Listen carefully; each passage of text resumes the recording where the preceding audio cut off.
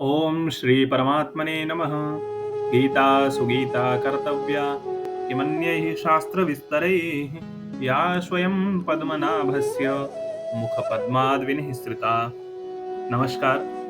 भगवद गीता के माध्यम से हमारी यात्रा में आपका फिर से स्वागत है, जो जीवन के गहन ज्ञान का एक कालातीत मार्गदर्शक है। आज के एपिसोड में हम दूसरे अध्याय के 48वें से 56वें श्लोक का अध्ययन करने जा रहे हैं, जिसमें जीवन के कुछ महत्वपूर्ण पाठ शामिल हैं। आइए जानते हैं गहराई से एक एक करके।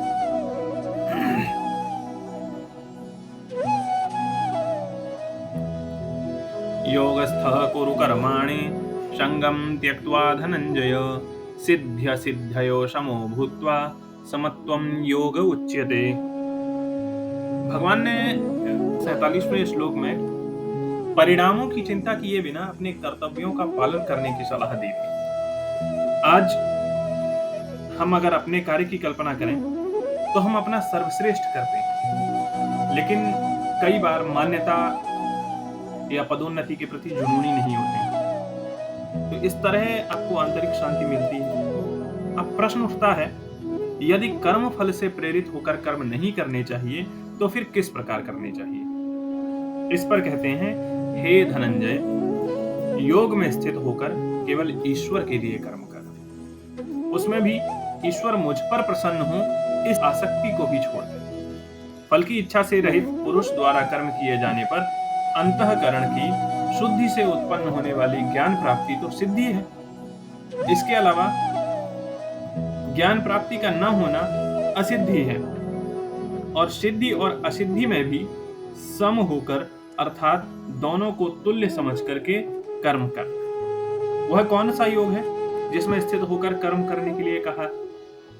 यही जो सिद्धि और असिद्धि में समत्व है, इसी को योग कहते हैं। अगले श्लोक में, दूरेण हि अवरम कर्म बुद्धि योगात् धनंजय बुद्धौ शरणमन्विच्छ कृपणाः फलहेतवः। यह श्लोक योग के विचार का परिचय देता है। न केवल शारीरिक व्यायाम बल्कि आध्यात्मिक प्राप्ति का मार्ग। यह मन को नियंत्रित करने के बारे में है।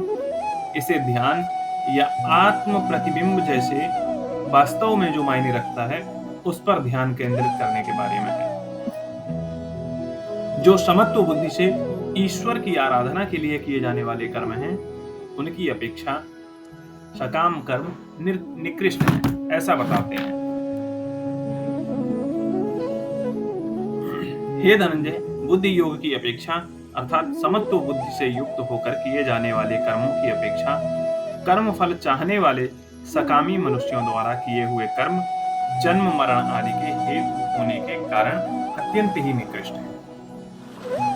यानी निष्काम कर्म की अपेक्षा सकाम कर्म बहुत ही निकृष्ट है। इसलिए तो योग विषयक बुद्धि में या उसके परिपाक से उत्पन्न होने वाली सांख्य बुद्धि में शरण आश्रय अर्थात अभय प्राप्ति के लिए हेतु पाने की इच्छा कर। अभिप्राय यह है कि परमार्थ ज्ञान की शरण में जाओ। बुद्धि युक्तो जहातीह उहे सुकृत दुष्कृते तस्माद् योगाय युज्यस्व योगः कर्मसु कौशलम। यह श्लोक इस बात पर बल देता है कि आंतरिक शांति के लिए शांत मन आवश्यक है। जैसे एक तूफानी समुद्र आकाश को स्पष्ट रूप से प्रतिबिंबित नहीं कर सकता, वैसे ही अशांत मन अपने वास्तविक स्वरूप का एहसास नहीं कर सकता। इसलिए मानसिक शांति के लिए प्रयास करते रहना चाहिए। क्षमता युक्त मनुष्य जीवित अवस्था में ही पुण्य और पाप का त्याग कर देता है, अर्थात उसको पुण्य और पाप नहीं लगते, वह उनसे रहित हो जाता है। इसलिए तुम योग में लग जाओ, अर्थात निरंतर समता में स्थित रहो। वास्तव में समता तुम्हारा स्वरूप है, अतः तुम नित्य निरंतर समता में ही स्थित रहो। केवल राग द्वेष के कारण तुमको उस समता का अनुभव नहीं हो रहा है। तुम अभी भी समत्व को मानने वाले व्यक्ति हो, लेकिन राग और द्वेष के कारण समता का अनुभव नहीं कर पा रहे। और जब यह समता मिल जाएगी तो मानसिक शांति अपने आप मिलेगी। 51वें श्लोक में कृष्ण ने अर्जुन से कहा है, कर्मजं बुद्धि युक्ता हि फलं त्यक्त्वा मनीषिणः जन्मबन्धविनिर्मुक्ताः पदं गच्छन्त्यनामयम्। बुद्धियुक्त मनीषी का अर्थ है वह पुरुष जो जीने की कला को जानता हुआ फल की चिंताओं से मुक्त होकर मन के पूर्ण संतुलन को बनाए हुए सभी कर्म करता है। दूसरे शब्दों में कहें तो अहंकार और स्वार्थ से रहित व्यक्ति ही मनीषी कहलाता है। मन के साथ तादात्म्य से अहंकार उत्पन्न होता है और वह फलासक्ति के कारण बंधनों में फंस जाता है। जीवन में उच्च लक्ष्य को रखने पर ही अहंकार और स्वार्थ का त्याग संभव है। श्लोक 52 में कृष्ण बताते हैं कि आप भौतिक संसार से जुड़े नहीं होते हैं तो आप चेतना की एक अटल स्थिति को प्राप्त करते हैं। बाहरी परिस्थितियों की परवाह किए बिना इसे भीतर केंद्रित होने की कल्पना करें। यदा ते मोह कलिलम बुद्धिर्व्यतितरिष्यति तदा गन्तासि निर्वेदम श्रोतव्यस्य श्रुतस्य च। जब तेरी बुद्धि मोह कलिल को अर्थात जिसके द्वारा आत्मा के विवेक विज्ञान को कलुषित करके अंतःकरण में विषयों में प्रवृत्त किया जाता है, उस मोहात्मक अविवेक कालिमा का उल्लंघन कर जाएगी। अर्थात जब तुम्हारी बुद्धि बिल्कुल शुद्ध हो जाएगी तब उस समय तो सुनने योग्य से और सुने हुए से वैराग्य को प्राप्त हो जाएगा। अर्थात तब तेरे लिए सुनने योग्य और सुने हुए सब विषय निष्फल हो जाएंगे। यह अभिप्राय है। श्रुति विप्रतिपन्ना ते यदा स्थास्यति निश्चला समाधावचला बुद्धिस् तदा योगमवाप्स्यसि।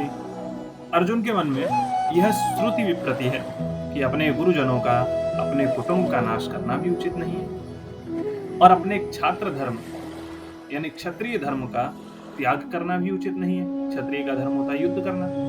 अब एक तरफ तो कुटुंब की रक्षा हो और एक तरफ क्षत्रिय धर्म का पालन हो। इसमें अगर कुटुंब की रक्षा करें तो युद्ध नहीं होगा और युद्ध करें तो कुटुंब की रक्षा नहीं होगी। इन दोनों बातों में अर्जुन की श्रुति विप्रतिपत्ति है जिससे उसकी बुद्धि विचलित हो रही है। भगवान कहते हैं कि जिस काल में शास्त्रीय मत भेदों से विचलित हुई तेरी बुद्धि निश्चल हो जाएगी, परमात्मा में अचल हो जाएगी, उस काल में तू योग को प्राप्त हो जाएगी। समाधि प्रज्ञा को प्राप्त हुए पुरुष के लक्षण जानने की इच्छा से अर्जुन कहता है, अर्जुन उवाच स्थित प्रज्ञस्य का भाषा समाधिस्थस्य केशव स्थितिभिः किं प्रभाषेत किमासीत व्रजेत किम। जिसकी बुद्धि इस प्रकार प्रतिष्ठित हो गई है कि मैं ही परब्रह्म परमात्मा हूं, वह स्थित प्रज्ञ है। हे केशव, ऐसे समाधि में स्थित हुए स्थित प्रज्ञ पुरुष की क्या भाषा होगी, यानी वह अन्य पुरुषों द्वारा किस प्रकार किन लक्षणों से बतलाया जाता है और वह स्थित प्रज्ञ पुरुष स्वयं किस तरह बोलता है, कैसे बैठता है, कैसे चलता है, अर्थात उसका बैठना चलना किस तरह का होता है। इस प्रकार इस श्लोक से अर्जुन स्थित प्रज्ञ पुरुष के लक्षण पूछता है, जो पहले से ही कर्मों को त्याग कर ज्ञान निष्ठा में स्थित है और जो कर्म योग से ज्ञान निष्ठा को प्राप्त हुआ है। उन दोनों प्रकार के स्थित प्रज्ञों के लक्षण और साधन अगले श्लोक से लेकर के अध्याय की समाप्ति पर्यंत तक भगवान कहते हैं।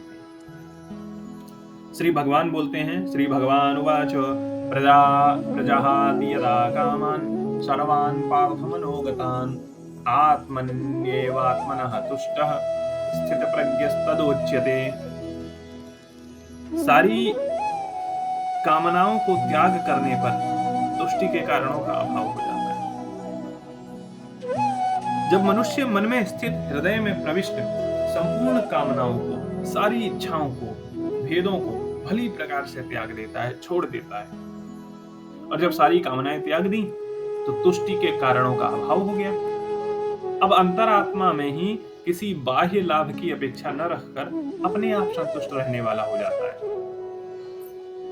और वही पुरुष स्थित प्रज्ञ कहलाता है। यानी जिसकी आत्म और अनात्म के विवेक से उत्पन्न हुई बुद्धि स्थित हो गई है, वह स्थित प्रज्ञ यानी ज्ञानी कहा गया है।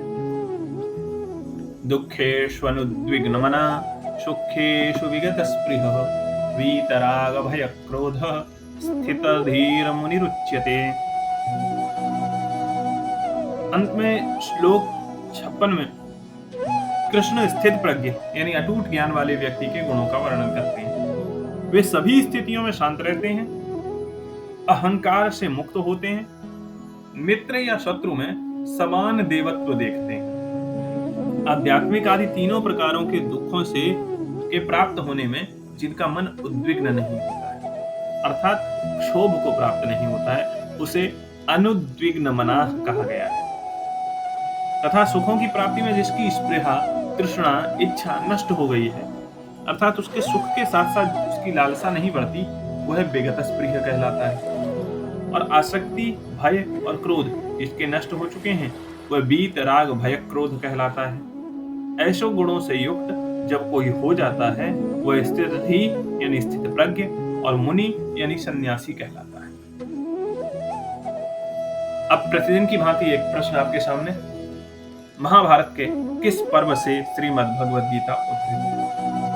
यानी महाभारत के किस पर्व में श्रीमद् भगवद गीता का वर्णन मिलता है, या फिर दूसरे शब्दों में कहें तो श्रीमद् भगवद गीता कहाँ महाभारत के किस पर्व से ली गई?